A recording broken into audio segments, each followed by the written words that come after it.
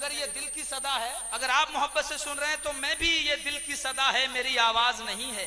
तुम ही न सुनोगे तो इसे कौन सुनेगा। पूरा मुल्क सुनता है यार, इसलिए तुम भी सुनो। अभी मैं एक जगह सफर में जा रहा था, मेरी फ्लाइट थी दिन में। दिल्ली एयरपोर्ट से मुझे फ्लाइट से जाना था। मैं जब दिल्ली एयरपोर्ट में दाखिल हुआ तो मेरी एक गुरुजी से मुलाकात हो गई। उन गुरुजी का नाम है बाबा रामदेव। क्या नाम है? अब जब उन्होंने मुझे देखा, इत्तेफाक से उस दिन मैं भी पीले ही कुर्ता पहने हुए था। और आजकल पीले का बहुत रोब चल रहा है। इतना रोब है कि अब तो लोग रिक्शे वाले भी पीली झंडी लगा के रिक्शा चला रहे हैं। ऑटो पे पीला अगर किसी ने बांध लिया तो समझ लो वो समझ रहा कि अब तो हिंदुस्तान मेरे बाप का हो गया। मैं भी पीला इत्तेफाक से पहना था। वो ऊपर नीचे दूसरी कुर्सी पे बैठ के मुझे बड़ा गौर से देखे। मैंने कहा भाई आज मौका अच्छा है, ये पूरी दुनिया को योगा सिखाते हैं, चले एहसान आज तू इन्हें योगा सिखा दे। अब जब मेरी जुर्रत ने जसारत की, मूवमेंट किया, मैं आगे बढ़ा। मैंने बाबा रामदेव के पास जाके कहा, मैंने कहा कहिए योग गुरु, विश्व विख्यात व्यक्तित्व रखने वाली शख्सियत, आप खैरियत से हैं? अब जब मैंने इतनी शुद्ध हिंदी बोली तो वो सोचने लगा कि कुछ पढ़ा लिखा मालूम होता है, तो वो थोड़ी उसने दिलचस्पी ली। बोले हाँ हाँ आप कहिए मौलाना बैठिए। अब जब उसने मुझे बैठने को कहा, मैंने कहा चलिए अब मौका अच्छा मिला है। मैंने कहा ये बताइए आप योगा सिखाते हैं, योगा कितने प्रकार के हैं? अब उन्होंने मुझे गिनाना शुरू किया, कई योगा गिना डाले। मैंने कहा मैं आपसे गिनती पूछ रहा था, मगर आप तो इतनी लंबी माला लेके बैठे, मेरी फ्लाइट छूट जाएगी, तुम्हारी गिनती पूरी नहीं हो।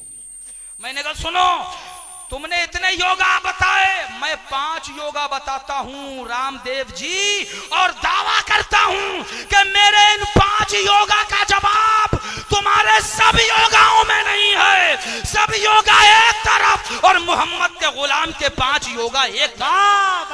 नारे तकबीर, नारे रिसालत, अज़मत कुरान कॉन्फ्रेंस, अल्लामा एहसानुल हक चतुर्वेदी। सुभान अल्लाह, सुभान अल्लाह। कोई जवान नारा लगा सकता है क्या नीचे से? भूल गए। चलिए खैर कोई बात नहीं, मैं लगा देता हूं इनके बदले। नारे तकबीर, नारे रिसाला या रसूल अल्लाह। अरे कोई बात नहीं, इस भूलने पर न जाइए, ये तो दीवानगी है। दीवाने की नजरों को जहां देख रहा है, दीवाना खुदा जाने कहां देख रहा है। मैंने कहा सुनिए मैं 5 योगा दिखाता हूं। बोले मौलाना और योगा? रामदेव ने मुझसे कहा मौलाना और योगा? मैंने कहा अभी तुमने मौलाना को जाना ही क्या है। ये मौलाना उस मौलाना का गुलाम है कि तमाम डॉक्टर और तमाम वैज्ञानिक जिसके सब के सब गुलाम। बोले तो फिर गिनाओ। मैंने कहा सुन 5 योगा गिनाता हूं। नंबर 1 त्रिकासन, नंबर 2 जानू भालासन, नंबर 3 वज्रासन, नंबर 4 भूनमनासन, नंबर 5 चतुष्पादासन। हजरत तवज्जो, नंबर 5 चतुष्पादासन। बहुत साफ साफ कह रहा हूं। अब जब मैंने योगा के नाम सुनाए तो बड़ा वो सटपटाए। बोले यार मौलाना को योगा से क्या मतलब? मैंने कहा सुनिए, आपने दुनिया भर को योगा सिखाया, मगर मैं कहता हूं अगर तुम्हारी माँ ने दूध पिलाया है रामदेव जी, क्योंकि उस दिन मुझे पता था कि एयरपोर्ट में तो मारपीट हो ही नहीं सकती है। अगर मारपीट होगी भी तो वो सिक्योरिटी इतनी रहती, वो बचा देगी जल्दी से। मैंने कहा अपना काम करो, बाकी बोल के निकल जाते हैं, बाकी जो होगा देखा जाएगा, है नहीं। मैंने कहा तुम्हारी माँ ने दूध पिलाया हो तो बताओ त्रिकासन किसे कहते हैं? अब जब मैंने त्रिकासन का नाम लिया तो उसने झट ऐसे हाथ उठा, दोनों हाथ ऐसे, कैसे? जरा हाथ उठा के बताओ, सब लोग हाथ उठाओ, सब लोग हाथ उठाओ। आज योगा सीखो, मिंबर से योगा सीखो, और ऐसा योगा कसम खुदा की पूरी दुनिया जिसके सामने गूंगी हो जाए। मैंने कहा बस रुक जा, तू इसे त्रिकासन कहता है, तू इसे त्रिकासन कहता है, मैं इसे नमाज की तकबीरे तहरीमा कहता हूं। सुभान अल्लाह, सुभान अल्लाह। अरे वाह वाह, ये जो तेरा त्रिकासन है। और मैंने कहा सुन, ये जो लिखा है योगा की विधि में, व्यायाम की विधि में, एक्सरसाइज की विधि में जो लिखा है, ये जो त्रिकासन है ये है। सब लोग ऐसे हाथ उठाओ, सब लोग आप भी योगा करो, और मैं भी इसका फायदा बताऊंगा। ये नाजायज काम नहीं करवा रहा हूं, मैं जब बताऊंगा तो आप पछताओगे कि यार अभी हमने क्यों नहीं करा था। सब ऐसे हाथ लगाओ, सब हाथ लगाओ ऐसे। आप बताओ, जब नमाज पढ़ने जाते हो तो नियत बांधते हो, तो करते हो कि नहीं करते हो? बोलो करते हो कि नहीं? सब हथेलियां सामने की तरफ होती हैं। इसको फिजिक्स की भाषा में, साइंस की भाषा में, मेडिकल साइंस की भाषा में, योग की भाषा में, एक्सरसाइज की लैंग्वेज में इसी को त्रिकासन कहते हैं। क्या कहते हैं? अब मैंने कहा सुनिए, इसका फायदा यह है कि जब आदमी नियत बांधने के लिए यहां तक हाथ उठाता है तो ये पट्टे जो है ना, ये बगलों के नीचे ये पट्टे चलते हैं और इनके पट्टे चलने से फेफड़े मजबूत होते हैं।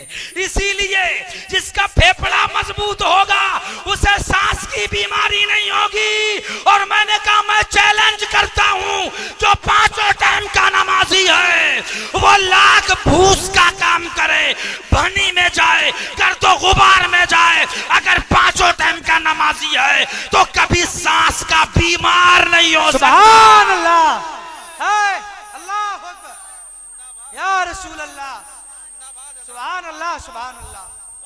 और सुनिए, ये कुर्सी हटाओ बेटा, कुर्सी हटाओ। आज मैं पूरा योगा आपको सिखा के जाऊंगा, आप भी याद करोगे किसी दीवाने से सांप का पड़ा था।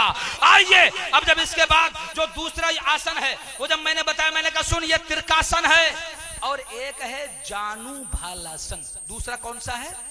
जानु भालासन। कौन सा? जानु भालासन। आप भाई साहब इधर आइए, इधर उठ, आप इधर आ जाइए। बिल्कुल, नमाज तो पढ़ते होंगे ना? नमाज तो पढ़ते होंगे। रुकू कैसे करते जरा आप उठ के बता दीजिए, रुकू कैसे करते हैं नमाज में? माशाअल्लाह, देखिए ये पक्का उदाहरण मौजूद है, कुछ कहने की जरूरत ही नहीं है। आप मौलाना खड़े हो, उधर आप खड़े हो, रुकू करके बताओ कैसे रुकू करते हैं। ये है देखिए स्ट्रक्चर ऑफ बॉडी। बैठ जाओ, बैठ जाओ। ये स्ट्रक्चर हैयत क़ज़ाई, स्ट्रक्चर ऑफ बॉडी, यानी जब रुकू करते हैं तो यूं करते हैं। बोलो यूं है ना, ये है ना, यही रुकू की हैयत क़ज़ाई है।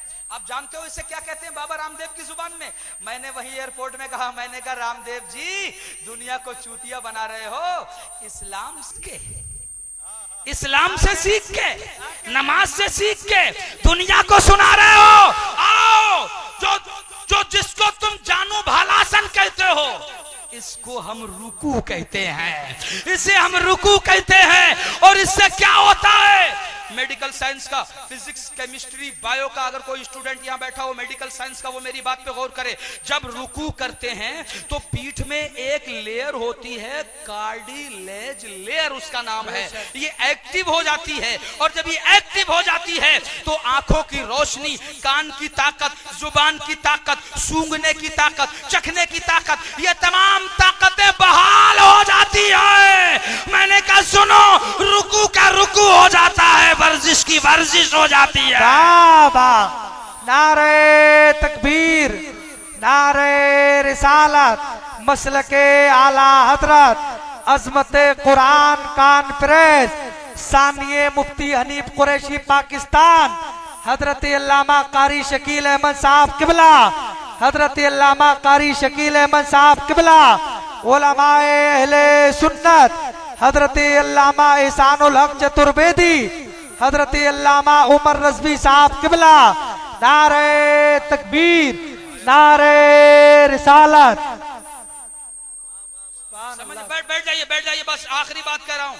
ये 5 योगा बस आपको बहुत जल्दी जल्दी समझा दूं। अब इसके बाद बैठ जाओ भाई, बैठ जाओ अपनी अपनी जगह। आपको पता नहीं है हमारे इस मिंबर पे अब ये जो शख्सियत आई है जिनको अल्लामा मुफ्ती शकील अहमद साहिब कहते हैं, आज हिंदुस्तान में इनकी तारीखें बड़ी मुश्किल से मिलती हैं। ये हमारी अपनी काविशें थी जो हजरत यहाँ आ गए, वरना आज की तारीख कई मर्तबा दिल्ली से हजरत का फोन आया। मैंने कहा हजरत नहीं, जहां मैंने बात कर दी है तो कर दी है, अब बात कटनी नहीं चाहिए। तो हजरत तशरीफ लाए। अब माशाल्लाह बड़ी कीमती हस्तियां मौजूद हो गई हैं। कहां जा रहे हैं मीन भाई? अभी बैठिए, अभी आप योगा सीख के जाइए, बैठिए, इसके बाद जाइए, तवज्जो कीजिए। अब इसके बाद जो मैंने जानू भालासन बताया, एक और आसन रह गया, भूनमनासन। क्या? जोर से क्या? बिल्कुल अफरा तफरी नहीं भाई, बैठ जाओ, बैठ जाओ। भूनमनासन। अब जानते हो भूनमनासन क्या है? जब हम सजदा करते हैं माथा जमीन पे लगता है, बोलो लगता है कि नहीं? भूनमनासन। और जब भूनमनासन हम करने के लिए जाते हैं और उसके बाद जब हम बैठते हैं तो अत्तहियात में बैठते हैं, काय में बैठते हैं, और इसका नाम है वज्रासन। क्या नाम है?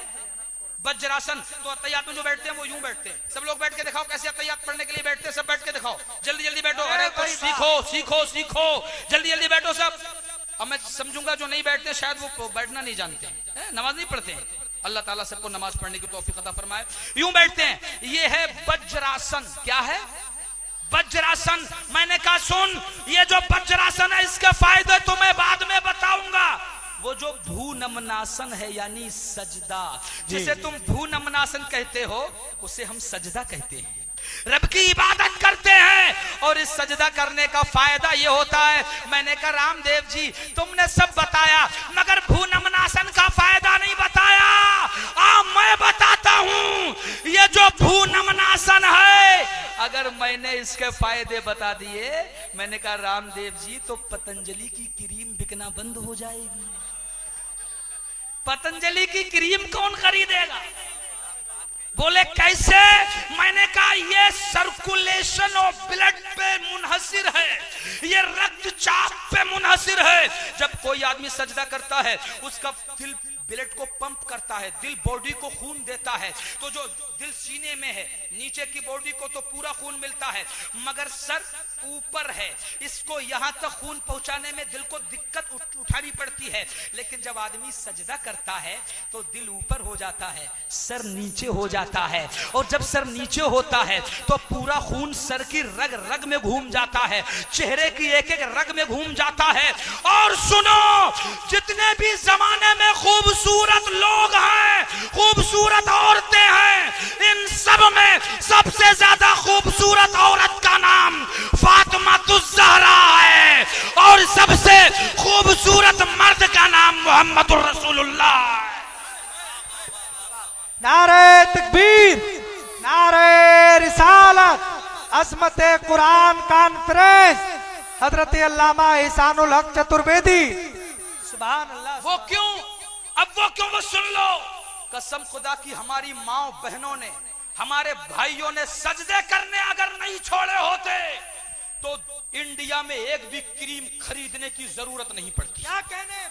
एक भी क्रीम। और यहाँ जितने भी लोग बैठे हैं, मेरी बात पे अमल कर लेना। अगर फायदा ना हो तो कयामत के दिन तुम्हारा हाथ और मेरा गिरेबान होगा। मैं पूरी जिम्मेदारी के साथ ये बात अर्ज कर रहा हूं, इसलिए कि नबी की बेटी, किसकी बेटी? नबी की बेटी ने कहा या अल्लाह तुमने कैसी छोटी छोटी रातें बना दी हैं, मेरा सजदा खत्म नहीं होता, तेरी रात खत्म हो जाती है, तेरी रात खत्म हो जाती है। और फातिमा इतनी खूबसूरत थी, इतनी खूबसूरत थी, इतनी खूबसूरत थी कि मुस्तफा ने कह दिया मेरी बेटी दुनिया की हूर है। सुभान अल्लाह। किसी ने देखा नहीं पर्दे का ये आलम, पर्दे का ये आलम कि अल्लाह के रसूल की बेटी ने कहा अली से जब मैं मर जाऊं तो मेरा जनाजा रात के अंधेरे में उठाना, इसलिए कि मेरे सर की सियाही को आज तक आसमान के सूरज ने भी नहीं देखा है। और जब वो सजदा करती थी और जब माँ ऐसी नेक हो तो बेटा तो हुसैन जैसा पैदा ही होगा, जब माँ ऐसी नेक हो तो बेटा तो हसन जैसा पैदा ही होगा। मैं इस तरफ नहीं जा रहा था, मैं कह रहा था कि भूनमनासन, सर नीचे दिल ऊपर। और इस सजदे में इतनी हिकमतें हैं, तुम लंबा सजदा करो, तुम्हें चेहरे को निखारने के लिए किसी क्रीम की जरूरत नहीं पड़ेगी। अगर कोई लंबे सजदे करने लगे तो चेहरे के तमाम रोग दूर हो जाएंगे और चेहरा चौदहवीं के चांद की तरह रोशन होता दिखाई दे। सुभान अल्लाह, सुभान अल्लाह। और बस आखिरी बात कह के अपनी बात खत्म कर दूं, कभी वक्त मिला तो इस योगा पे पूरी गुफ्तगू करूंगा। बस आखिरी बात कह दूं कि तुम सूर्य नमस्कार करते हो, तिरकासन करते हो, वज्रासन करते हो, जानु भालासन करते हो, भूनमनासन करते हो और चतुष्पादासन करते हो, इसलिए कि सेहत ठीक रहे। मगर हम ये भी सब करते हैं, ये सब इसलिए करते हैं कि रब की इबादत हो जाए। हम रब की इबादत के नियत से करते हैं और इस इबादत के सदके में एक तरफ इबादत होती है, इसके सदके में सेहत की हिफाजत होती है। हिंदी का कलमा ला इलाहा इल्लल्लाह पापन इल्ला लंबा परम पदम जन्म बैकुंठ पर होती तो जपे नाम मोहम्मद। ये संस्कृत में एक कलमा है जिसको हम अपनी जुबान में कहते हैं ला इलाहा इल्लल्लाहु मुहम्मदुर रसूलुल्लाह अस्तगफिरुल्लाह रब्बी मिन कुल्लि ज़ंबिन व अतूबु इलैह।